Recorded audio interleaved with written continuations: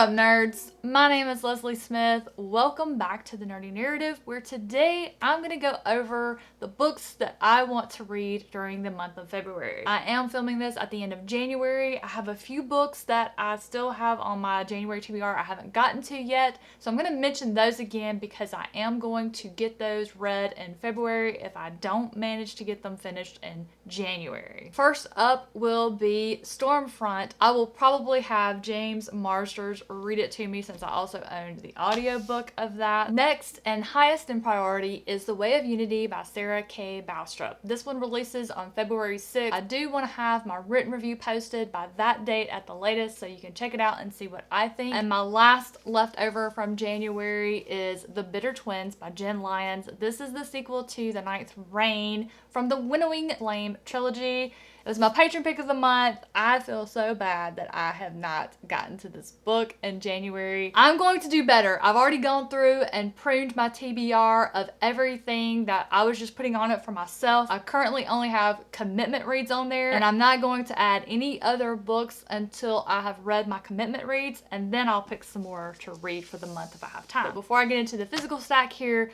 let me mention briefly the books that I plan to read that are digital. First up will be The Judas Blossom by Stephen Aryan. This is the first book in his new fantasy series. It's Persian inspired. I am so excited for this one. I've been talking about it ever since the announcement came out. Last year I read The Quest for Heroes duology by Stephen Aryan, and while they were a set, they were so different in execution. I liked it because I see so many times that when someone does a sequel to something, they follow the exact same format from the first one because everybody loved it. I like it when things get changed up. So I loved that. I expect to love The Judas Blossom. Next up, I need to read and review The Arc for Don't Fear the Reaper by Stephen Graham Jones. That is the sequel to My Heart is a Chainsaw, which I loved.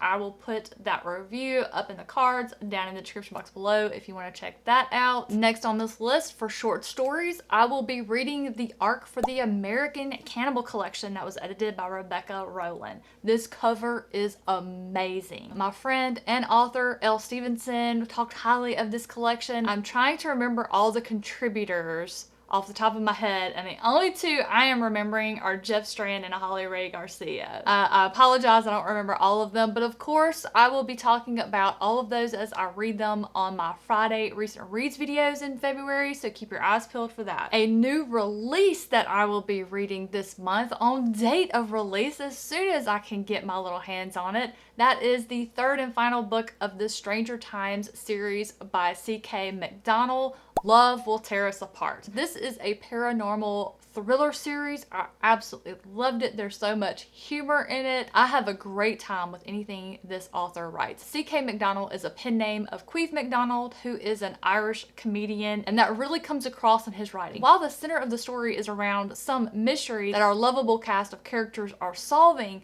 there's so many well-placed, well-timed, well-delivered humor. I am so excited to finish this series. I will read anything by this author, actually. He has a crime thriller series under his name, Queeve McDonald, which I need to finish, but not this month. This month, I got enough going on. I will also be reviewing a new collection of two tales by James G. Carlson and Michael R. Collins. It's called Miracles for Masochists. Now, James G. Carlson is an author I discovered last year. I read one of the novellas that was up for a Splatterpunk Award. I'm shocked that it didn't win. Midnight in the City of the Carrion Kid is, I believe, how that title went. Absolutely loved it. He then sent me another collection of two novellas. One he wrote, one by Damon Manx, who I am now a fan of him as well. I absolutely loved them, even though they weren't my style. I love the way they were executed. It's so confusing. When an author can write, I think I would just love anything they wrote, even if I don't like that style. So I'm looking forward to more by James G. Carlson, plus seeing what Michael R. Collins has to offer. Although the cover, I'm not a fan of the cover. James did apologize to me for the spider being on the front, and I'm like, great. And he's like, yeah, so one of the stories is about spiders. I'm like, oh, that's Why is it always spiders? Another arc that I have that I wanted to get to in January, I wanted to get to it and have my review ready for its release date. That is The Briar Crown by Helen Rye Peterson. She is another author I discovered and fell in love with last year. All of my friends did get to read this book. They loved it. I know that I'm going to love it. So that's another carryover from January that I'm going to try my best to get to in February. It's staying on the TBR until it gets read, until I have time for it. Now, this is a maybe. I know the author is still working on the editing process, but I went ahead and made a spot for it because I read John Palladino's The Trials of Ashmount last year. It was a 5-star read for me.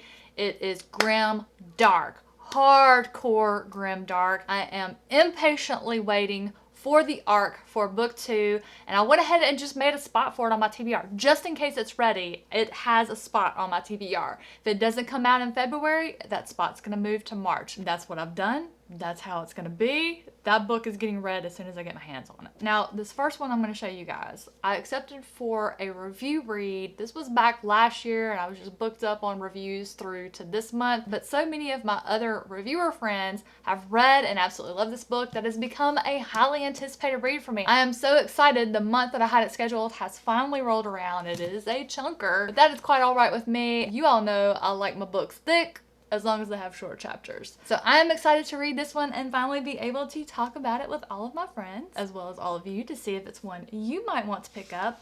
And for the Wine and Crime book club pick of February, that is the Thursday Murder Club by Richard Osman. It features a group of senior citizens who like to meet together once a week in the jigsaw room of their retirement facility and talk about unsolved cases.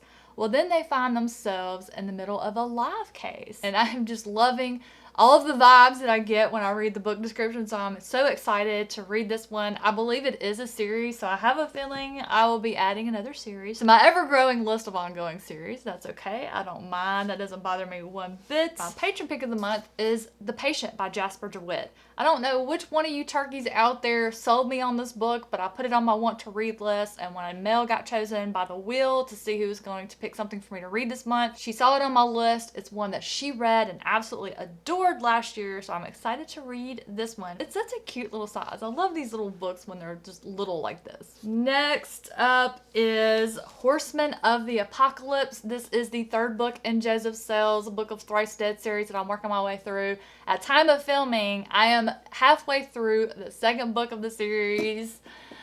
Oh, I am just in knots. I'm in knots. I'm in mental knots because I'm loving... No. I'm not going to get into that here. We're just talking TBR today. We're not talking books today. I love these covers. Dan Soul, you just really knocked it out of the park with these covers, my friend. Let's see. Next up here, I really wanted to get this one read in December. It didn't happen because I got way behind in December, which then put me way behind in January. I'm bringing it forward to February in hopes that I can fit this one in. It is The White Horse by Rebecca Harrison. Every day I see someone read this book and post about it on Twitter, and I have got to get this one read. I'm about to die to read it and review it and tell you guys about it because I have a feeling this is going to be up the alley of a lot of you readers out there. So I'm hoping to get that one taken care of this month to talk about it with you, but mostly because I want to read it. And then I have an arc here that Angry Robot Books sent to me. It's Moths by Jane Hannigan. Now, if I remember correctly, this is the one that was originally a self-published release and then it got picked up by Angry Robot Books. I think there were some little tweaks made to it here and there. And a re-release. 40 years ago, the world changed. Toxic threads left behind by mutated moths infected men and boys around the globe. Some were killed quietly in their sleep. Others became crazed killers, wildly dangerous beyond help. I don't even need to read any further than that in the book description. Sold. Absolutely sold. I'm excited to see how that one's going to turn out. And I saved the paper that they wrapped it in because they used this really pretty wax seal with the moth, and I'm going to put that in my reading journal to keep. And now let's get into my rereads that I have for the month. First up will be the Wheel of Time reread. I will be rereading The Great Hunt. Yes, this is a mass market paperback. No, I do not like mass market paperbacks, but this is the original mass market paperback that I bought back in the 90s when I started reading The Wheel of Time. Yes, I was one of those fortunate souls who got on board when this series started, as well as the Game of Thrones and the Sword of Truth series. This book has been read many, many times, though it doesn't look like it because I'm one of those people that I would read my mass market paperbacks barely open. To keep from cracking the spine, I would just read it at an angle like this, you know, but when I first, that sound leads me to believe I'm gonna have to be very, very careful because when I opened up The Eye of the World 2 years ago to reread it, pages just started falling out of it, but I'm not getting rid of the mass market paperback. You know, I am a huge fan of the 90s cover art of these old fantasy books. I'm not going to get rid of them. You know, so I'm excited to continue my journey in Robert Jordan's The Wheel of Time. And then as far as my Dresden read along, this month I will be reading the short story B is for Bigfoot, which is in the Briefcases collection. And we are reading these in chronological order, and we're just kind of breaking it up to where there's a couple of short stories a month. If there's a graphic novel, we'll do one of those, which Ghoul Goblin, and this is the second graphic novel in the Dresden universe. And then we'll follow it up with the novel Full Moon. A lot of people do not like Full Moon.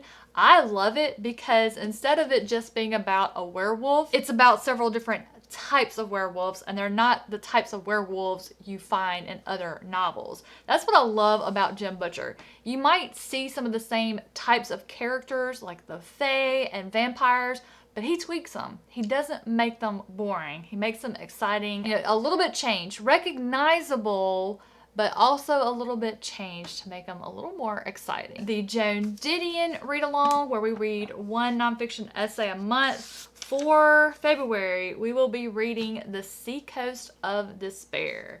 Woo, that one sounds like it's going to be a Debbie Downer of an essay, so I'll make sure and follow that up with something fun. That's it. That's everything that's on the docket for February. Did you see any books on this list that you're excited to hear about? Have you read any of these books and you're excited that I'm going to be reading possibly one of your favorite books that you've read? Let me know in those comments down below. Thank you so much for being here today. I am so grateful that you chose to spend some of your precious time with me to see what I am possibly going to be reading and talking about in the coming month.